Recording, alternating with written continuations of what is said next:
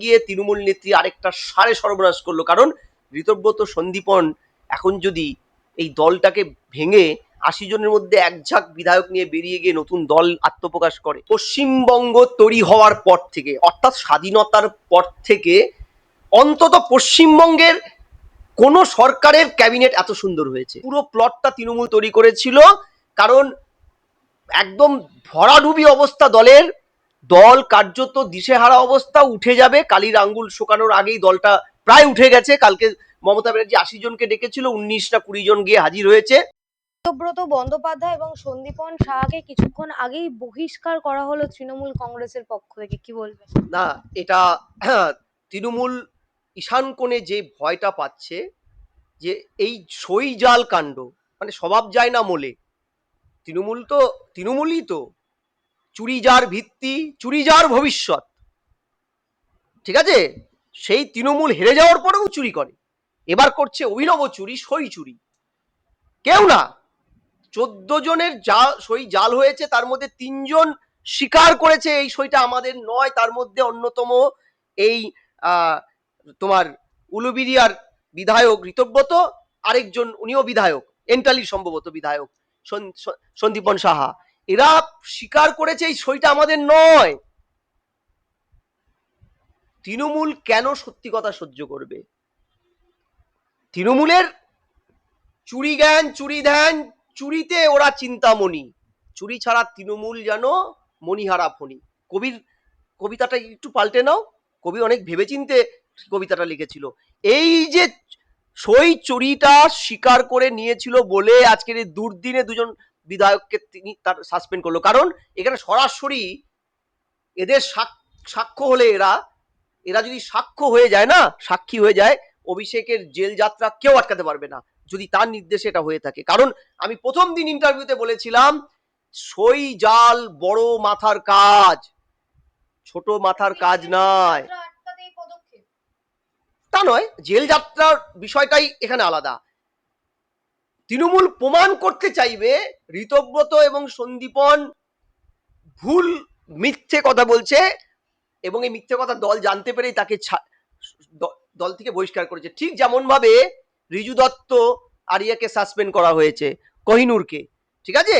ফলে এই জায়গায় দাঁড়িয়ে ঋতব্রতকে, এই দুর্দিনে যে ঋতব্রত নিজের আসনটা জিতেছিল, আর সন্দীপন সাহাই কলকাতার বুকে সুপার সাইক্লোনের মধ্যেও নিজের সিটটাকে বাঁচিয়েছিল, তাদের দুজনকে দল থেকে বের করে তৃণমূল আগে ভাগে বলে রাখার চেষ্টা করলো যে এই দুজন দল বিরোধী, এরা যা বলবে মিথ্যে কথা বলবে, সত্যি কথা ইহারা কইবে না বলিয়াই তৃণমূল ইহাদের পশ্চাৎ দেশে ধাক্কা মারিয়া দল থেকে তাড়াইলো। এই যে আমি পরিষ্কার এখানে বলছি যে তৃণমূল কিন্তু আরেকটা ভয়ানক ভুলের দিকে গেল। পরিবারতন্ত্র, পরিবার বাঁচাতে গিয়ে তৃণমূল নেত্রী আরেকটা সাড়ে সর্বনাশ করলো। কারণ ঋতব্রত সন্দীপন এখন যদি এই দলটাকে ভেঙে ৮০ জনের মধ্যে একঝাঁক বিধায়ক নিয়ে বেরিয়ে গিয়ে নতুন দল আত্মপ্রকাশ করে, তৃণমূল নেত্রী কোথায় যাবে? ভবিষ্যৎ বলবে হয়তো মহারাষ্ট্রের মডেলটাই এ রাজ্যে ঋতব্রতদের হাত ধরে শুভ সূচনা হতে চলেছে। প্রশ্ন, আজকে বঙ্গ বিজেপির পূর্ণাঙ্গ মন্ত্রিসভা ঘোষিত, কে কোন দপ্তর পাবে সেটা এখনো হয়নি। মন্ত্রিসভাটা কতটা সঠিক হলো আপনার মানে মতামত? আমি তোমাকে দায়িত্ব নিয়ে বলছি, পশ্চিমবঙ্গ তৈরি হওয়ার পর থেকে অর্থাৎ স্বাধীনতার পর থেকে অন্তত পশ্চিমবঙ্গের কোন সরকারের ক্যাবিনেট এত সুন্দর হয়েছে ট্রুলি। কেন? তার পিছনে লজিক আছে। দেখো, পুরো মন্ত্রিসভাটা কোচবিহার থেকে কাকদ্বীপ ব্যক্ত, প্রত্যেকটা জাতি, ধর্ম, বর্ণ, এলাকাকে রিপ্রেজেন্ট করেছে।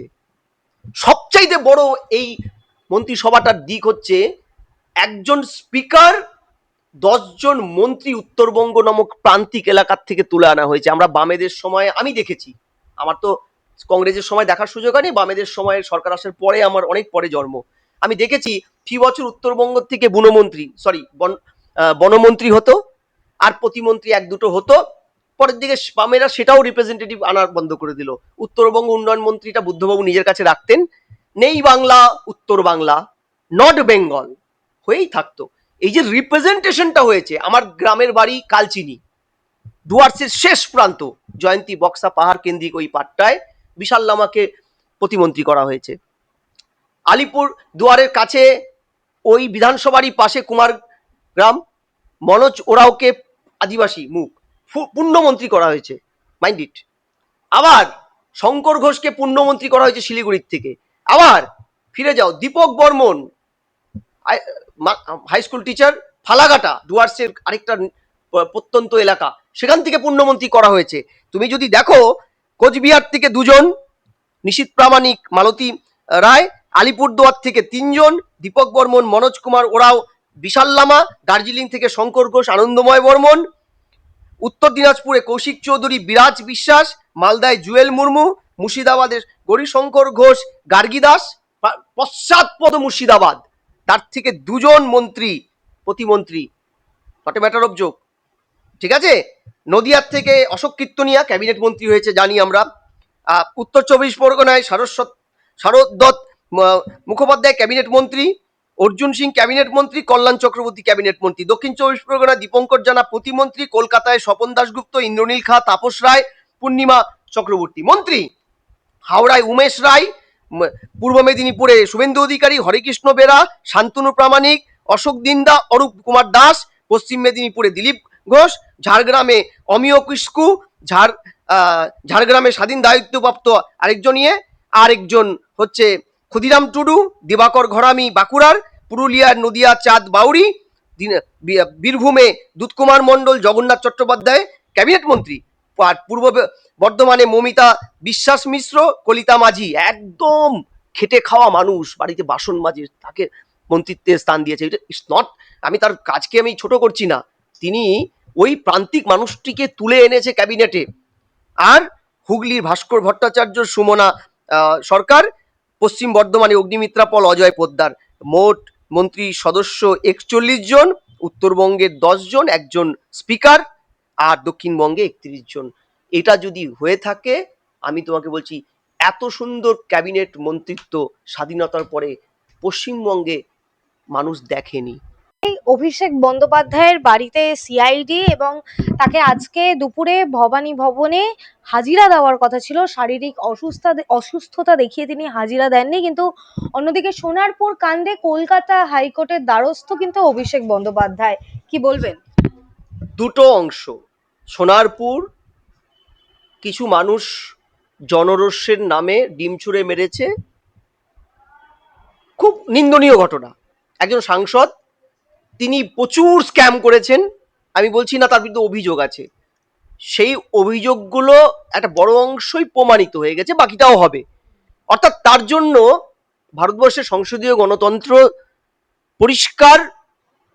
তিনি কোনো যদি দুর্নীতি করেন, ফ্রড করেন, এক্সটর্শন করেন, যাবতীয় লিপস অ্যান্ড বাউন্সে 2 নম্বরই রুফিয়া ট্রানজ্যাকশন থেকে শুরু করে কয়লা পাচার, গরু পাচারে সরাসরি অভিষেকের নাম আছে, দ্যাট ইজ পানিশমেন্ট পাবে। এবং ভারতবর্ষের সংবিধানের বিএনএস এর যে কটা ধারা আছে, আগে আইপিসি ছিল, তিনি শাস্তি পাবেন।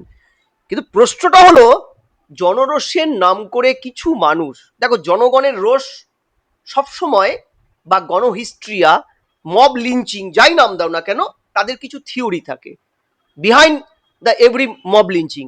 থিওরিতে জনগণ তাদের দীর্ঘ বঞ্চনা, ক্ষোভ, অবিচার, অন্যায়ের বিরুদ্ধে একত্রিত হয়ে আইনকে নিজের হাতে তুলে নেয়, এইটা অবধি ঠিক।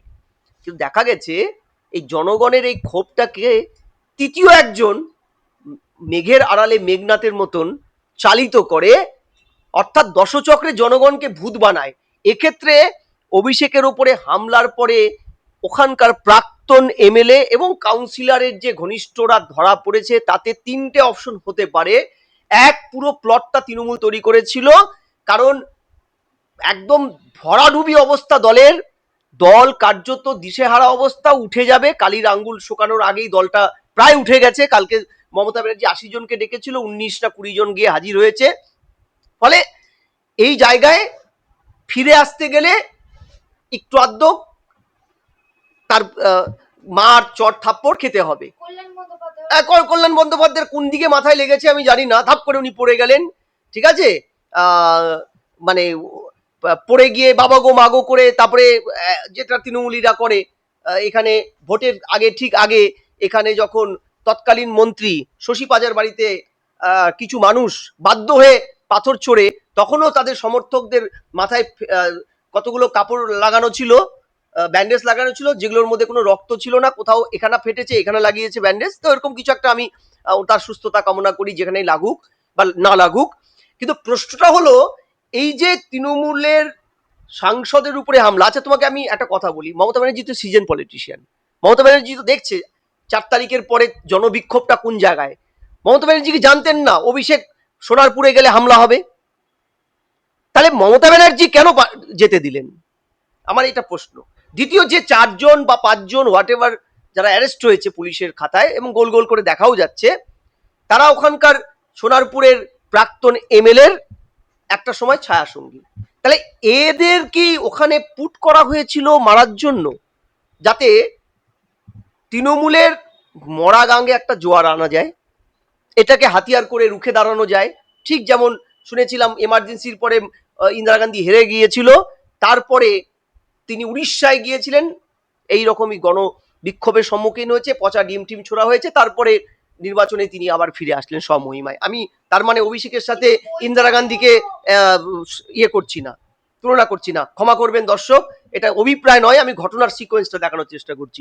দ্বিতীয় যেটা হতে পারে, যে তৃণমূলেরই নেতারা অতি সক্রিয় হয়ে হামলাটা করে তারা ভালো তৃণমূল হয়ে বিজেপিতে ঢোকার রাস্তা করছে। কিন্তু বৈঠকেও তো বিধায়করা আসেনি, তারা বলছেন বাড়ি থেকে বেরোলেই মার খেতে পারি। আহা, যেমন কর্ম তেমন ফল। আমি আমি আমি জাস্টিফাই করছি না, একদম ভুল হচ্ছে। মারবেন কেন? আইন অনু ব্যবস্থা ওদের বিরুদ্ধে হবে। তোলাবাজ, চিটিংবাজ, বদমাইশ যে কটা তৃণমূলের বিধায়ক সাংসদ আছে, আইন মেনে তাদের শাস্তি প্রশাসন দেবে। আপনারা মানলে ওরা হিরো হয়ে যাবে, বদমাইশি করে হিরো হয়ে যাবে। ওগুলো করবেন না প্লিজ। কোন সভ্য সমাজে আইন নিজে হাতে কেউ তুলে নেয় না, প্লিজ। অভিষেককে মারার পরে অভিষেক যেন হঠাৎ করে ক্ষুদিরাম হয়ে গেছে, তাই তো?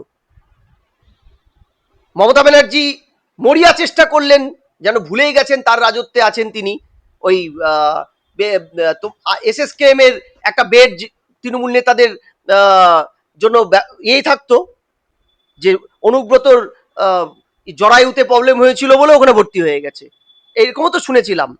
ঠিক আছে, আর কোথায় কোথায় কি প্রবলেম হলেই ওই একটা বেড। এবং কালীঘাটের কাকু তো মানে ওই যে কি বলে এসএসকেএম এর সেই, হ্যাঁ, উডবানে তৃণমূল নেতাদের জন্যই উডবানটা যেন ব্রিটিশরা তৈরি করে গিয়েছিল, এবং শিশু কেয়ারেও ভর্তি হয়ে গেছিল কালীঘাটের কাকু।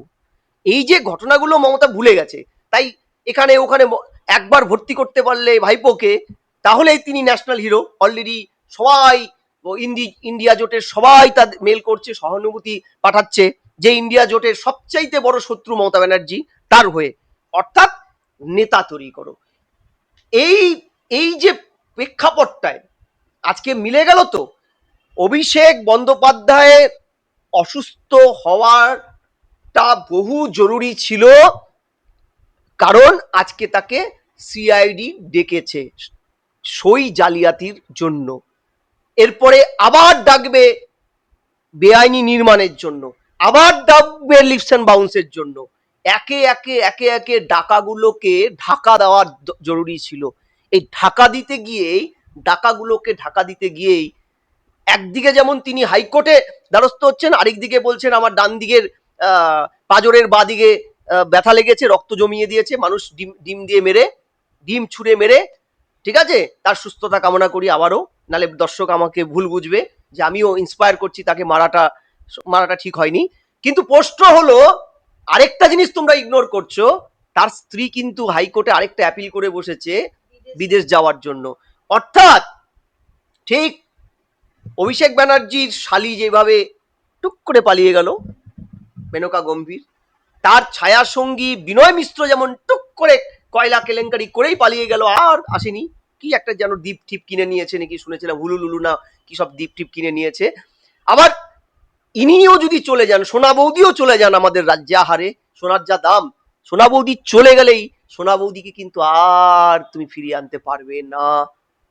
ঠিক আছে, এই যে প্রসিডিওর গুলো চলছে, একাধারে রাজনৈতিক আঙ্গিনায় পুনর্জীবন চাইছে। 7.5 লক্ষ ভোটে জেতা ডায়মন্ড হারবার মডেলের জনক, সন্ত্রাসের জনক অভিষেক বন্দ্যোপাধ্যায় আবার আরেক হাতে তিনি হাইকোর্টের দ্বারস্থ হচ্ছেন, যাতে আমারে বাঁচাও, কে আছো মোরে বাঁচাও, কোর্টের একখান স্টে অর্ডার দিয়ে। ঠিক যেভাবে একের পর এক স্টে অর্ডার নিয়ে নিয়ে নিয়ে নিয়ে উনি এতদিন পর্যন্ত জেল হাজত থেকে নিজেকে বাঁচিয়ে রেখেছেন, লিপস অ্যান্ড বাউন্স থেকে শুরু করে সব কেলেঙ্কারিতে। আর অপরদিকে বাড়ির বউটিকেও পর্যন্ত এই নোংরামিতে নামিয়ে দিয়েছেন। অভিষেক বন্দ্যোপাধ্যায় বুঝতে পারছেন তার গ্রেফতারি একদম একদম আর অভিষেকের চেয়ে বেশি বুঝতে পেরেছেন এই সবকিছুর নাটের গুরু মমতা বন্দ্যোপাধ্যায়, তাই এইসব করাচ্ছেন। দেখো, অভিষেকের উপরে ডিম ছুঁড়ে মারা হলো, তিনি আবার গেলেন ওই ওই কর্মকার বাড়িতে গেলেন, প্রেস একদম স্টেটমেন্ট দিলেন, তখন আমি লাইভ অনুষ্ঠানে আছি, আমি দেখছি কি সুন্দর কথা বলছেন, কিচ্ছু হয়নি, ডিমের গন্ধটা লাগছে, গা গুলোচ্ছে, ডিমের গন্ধ ভয়ানক, বুঝলে, তো জানি না পচা ডিমই কি ছিল কিনা, তাহলে তো আরো ভয়ানক। তো যাই হোক, তিনি স্টেটমেন্ট দিচ্ছেন, হঠাৎ সেই অভিষেক ওখান থেকে সেন্ট্রাল ফোর্সের তত্ত্বাবধানে বেরিয়ে আসলেন, শত্রু সেন্ট্রাল ফোর্সের তত্ত্বাবধানে, তৃণমূলের খাতায় তো সেন্ট্রাল ফোর্স শত্রু। তারপরে মমতা ব্যানার্জি আসরে নামলেন, তারপরেই শুরু হলো ডান দিকের পাজরের বাঁ দিকে রক্ত জমে গেছে, তাকে ইমিডিয়েট ভর্তি করতে হবে, গা গুলোচ্ছে, মাথা ঘুরোচ্ছে, ভন ভন করছে, হনহন করছে, চশমা 80,000 টাকার চশমাটা ভেঙে গেছে আহারে, ঠিক আছে। এই যে ঘটনাগুলো একে একে সাজিয়ে তুমি দেখো, ঠিক দলের সর্বোচ্চ নেতা মমতা ব্যানার্জির দিকেই এগোচ্ছে। মমতাও এভাবেই দিনের পর দিন রাজনৈতিক অক্সিজেন করিয়েছিল, ভিকটিম তাস খেলেছিল, 21-এর নির্বাচনে পা ভাঙার গল্প সাজিয়েছিল, তাই তো সাজিয়েছিল তো, কত কি করে। জাতীয় কংগ্রেসে থাকাকালীন একবার কালো শাল চাদর নিয়ে ফাঁসিতে ঝুলে যাবে, ঠিক আছে, আমাকে কেউ বাঁচাও, আমি কিন্তু এক্ষুনি ফাঁসিতে ঝুলে যাব। এই যে ধারাবাহিকতা, সেটা যে তার দলের অন্যতম মুখ, তার পরিবারের অংশের মধ্যে ব্যপ্ত হয়েছে, সেটা বোঝা যাচ্ছে। এন্টায়ার কোর্সটা একটা নাটকের পার্ট, যেই নাটকের আরেক কুশীলব কল্যাণও কিছু চেষ্টা করেছিল, কিন্তু কল্যাণকে তো কেউ সিরিয়াসলি নেয় না, কারণ কল্যাণ মাঝে মধ্যেই ওসব খেয়ে টেয়ে, ছাইপাশ খেয়ে টেয়ে এইসব করে। সে পার্লামেন্টেও তার রেকর্ড কার্ড দেখো, খেলে যাচ্ছে। এই যে কল্যাণের এই কিতকিত, কালকেও তাই হয়েছে, কিতকিত কিতকিত করে ঠাপ করে পড়ে গেল, মানুষ সিরিয়াসলি নিল না। হ্যাঁ, মমতা ব্যানার্জি নিয়েছে, কিন্তু করার নেই, কারণ এইভাবে দিকে দিকে এই আক্রমণ হচ্ছে তৃণমূল নেতাদের, এইভাবেই যদি জীবন কাঠি দিয়ে ফিরে আসতে চায়, হবে না। এ গুড়ে বালি, অভিষেক খুব শীঘ্রই জেল হাজতে যাবে।